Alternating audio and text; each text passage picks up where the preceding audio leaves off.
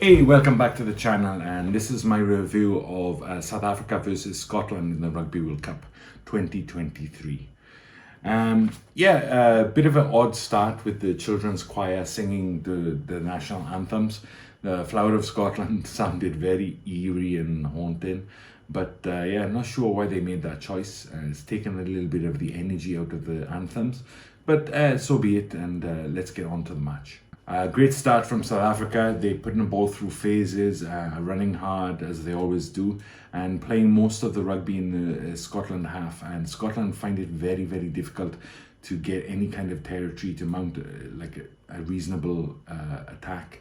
And South Africa really squeezing the Scottish from the first whistle. When Scotland do attack, the South African defence is absolutely ferocious, particularly at the ruck. Counter rucking is unbelievable, and they're rushing up in defence and cutting off that outside ball. And Scotland find it very difficult to find the edge of the South African defence. And South Africa pretty well dominating this first little period. Le Boks, the second bite of the cherry, gets a penalty and puts South Africa in the front, rightfully so, 3-0. Scotland finally get a little bit of ball in hand and try to go through the phases, but South Africa really making the Scottish work for every single yard they gain, and it's pretty brutal stuff. So you're wondering whether the Scottish forwards will have enough gas in the tank to match up to this kind of intensity for the full 80. There's a moment where Dialendi, I think the centre, gets bundled into touch, and there's a bit of afters. The players get stuck into each other. It's only handbags, of course, in the modern game, but a bit of pushing and shoving.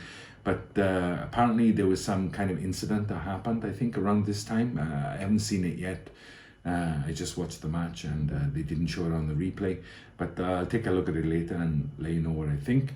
But it seems to actually fire Scotland up, and they get more stuck in. They do concede another penalty, and Le Boks slots it over for 6-0. But Scotland now maybe turned a little bit of a corner. Let's wait and see.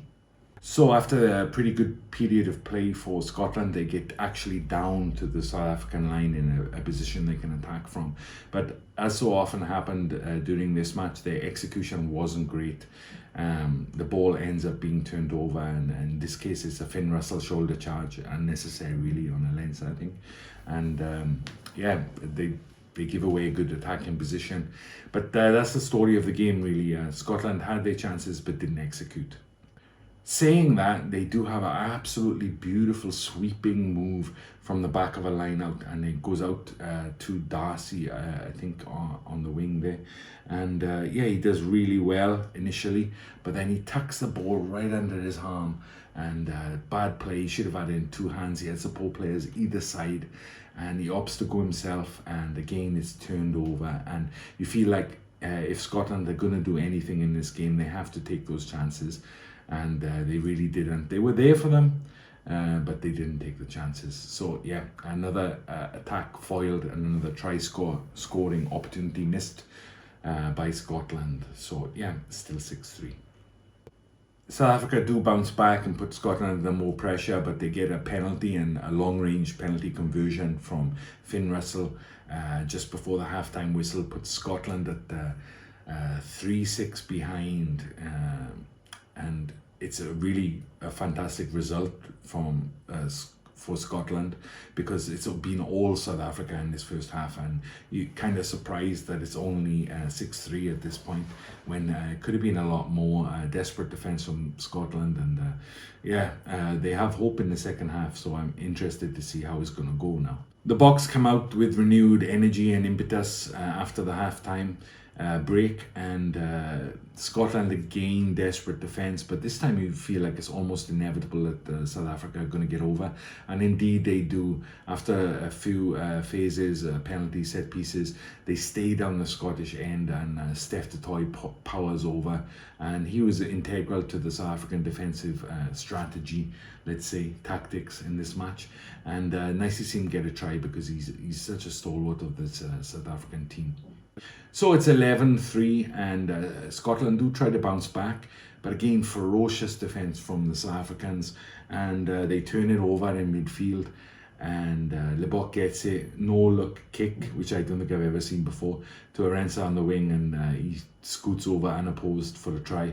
And yeah, this is in a matter of 5-10 minutes into the second half, and you think now, you're worried for Scotland because have the floodgates opened, and are they in for a bit of a hiding here? Can they bounce back? And yeah, let's wait and see. So at 18-3 to South Africa, Scotland, whose scrum has performed pretty well through the match, and their line out wasn't great in the first half, but like in the second half it completely disintegrates for whatever reason. They cough up unbelievable a number of penalties. They can't seem to win a single line-out ball, and that really compounds the pressure on them. I mean, South Africa are doing that with the defensive movers anyway, but Scotland is really choking them out of this game. Yeah, so South Africa bring on the bomb squad as well, which is not what you want to see if you're a Scotland supporter. And yeah, it's looking pretty dire for Scotland at this point. Scotland do have a glimmer of hope. Nice 50-22 from Finn Russell, and Van der Merwe finally gets his hands on the ball, and he hasn't seen, I think he had 2 or 3 touches the entire game, and I think they will rue that fact, the Scottish team, because when he did get the ball, as he always does, he looks super strong, and the ability to break that first tackle is like almost unparalleled in World Rugby. And but they just didn't use him where we've seen him coming in looking for the ball, coming in into midfield. You know what I mean? He just didn't. He wasn't engaged in the match today at all, and yeah, a wasted opportunity I think for Scotland. But that little glimmer, that little straw that Scotland were clutching on too soon fades, and yeah, mainly due to the set piece actually falling apart for Scotland. So that'll be something they're bitterly disappointed about. As the game starts to break up, South Africa bring on Grant Williams, the scrum half, who is lightning quick, and you're thinking, well, can he make it? This is the perfect time, by the way, great substitution for him to come on at this time, because the game is kind of opened up a little bit, and with his pace you're wondering if he can do something.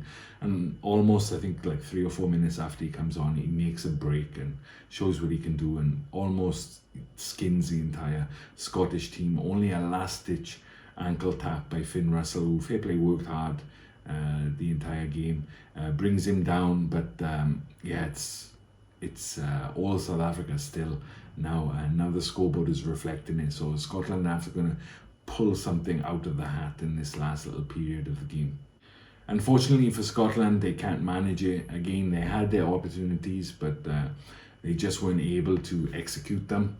The score, I think, remained 18-3 until the final whistle. Yeah, and yeah, in summary, Scotland won't be happy with the performance, let alone the result, but particularly the performance there. I think their set piece was okay in the first half, particularly the scrum was pretty good. They matched the South Africans. Second half was a complete disaster. So I don't know what went wrong, whether it was personnel or whether they tried to mix things up too much rather than getting the basics right. But that really cost them. You can't afford to let your set piece crumble against the South Africans. Yeah, South Africa in the first half, they dominated. They didn't really keep the scoreboard ticking over. Second half, they had a little purple patch in the first 20 where they scored a couple of tries, and they looked very comfortable from that point on. And Scotland are a dangerous team, but the execution was poor, and largely from the immense South African defence. They put the Scottish players under intense pressure throughout the 80, and the fitness levels of the South Africans to maintain that until the final whistle was impressive. So yeah, any team looking to attack the South Africans is going to have to work out how to break down that defence, because at the moment they look pretty impenetrable, even against a very dangerous backline like the Scottish. So good win for South Africa. Scotland now are scrambling, and they have to get at least one big result to go through to the quarterfinals. South Africa looking good and continuing that momentum that they gained from the World Cup warm-ups in the summer. So yeah, if you've made it this far, thank you very much for listening, and I'll see you very soon for the next review. All right, bye-bye.